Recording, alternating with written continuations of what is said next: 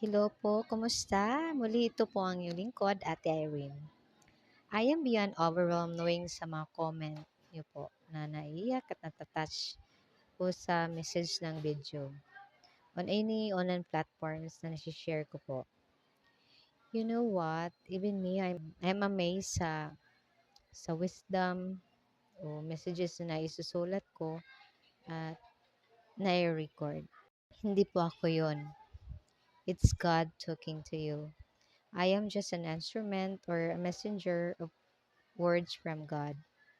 Kasi alam ng Diyos na may mga taong kailangang marinig ito. This word is too close to my heart. Pinili. Isa ka ba sa pinili pero hindi mapanindigan? Pinili pero hanggang salita lang at wala sa action. Pinili pero second option ka lang pala at hindi ma-prioritize. Hindi ka nag-iisa, brad and sis. Lahat siguro halos naramdaman ito. Di ba ang sakit? Kasi matagal mo bago nalaman ang totoo. Talagang masakit na malaman ang katotohanan. Pero kahit ganun pa man, at least na naramdaman mo na may pumili sa'yo. Kailangan din nating maramdaman ito at huwag maging denial. Accept na talagang ganun ang buhay. Believe na may pumili sa'yo bago ka pa ipinanganak. Hindi pagkakamali na ikaw ang nabigyan ng buhay. God choose you first.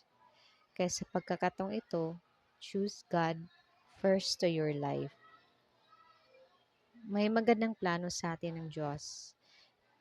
Napakabait ng Diyos dahil hinayaan niya tayong pumili sa gusto natin. Hinayaan niya tayo pero hindi niya tayo iniwan. God let us participate in the process of life for us to learn and grow. Kailangan nating madapa dahil sa sobrang taas na natin to know how to humble down ourselves is just to kneel down and pray. Bago tayo natutong maglakad nung bata pa tayo, ay ilang ulit din tayong natumba, nasubsob at nasugatan. Pero nagalit ba ang bata sa magulang niya? Gaya din ng Diyos na hinayaan niya tayo na humarap sa hamon ng buhay. Kaya wala tayong karapatan na magalit sa Kanya. Bagkus ay tawagan lang natin siya sa mga pagkakataong hindi na natin kaya at andyan siya handang saluhin at akayin ka. Just let God lead your life. Let God choose the best person for you. Let God guide you on your journey.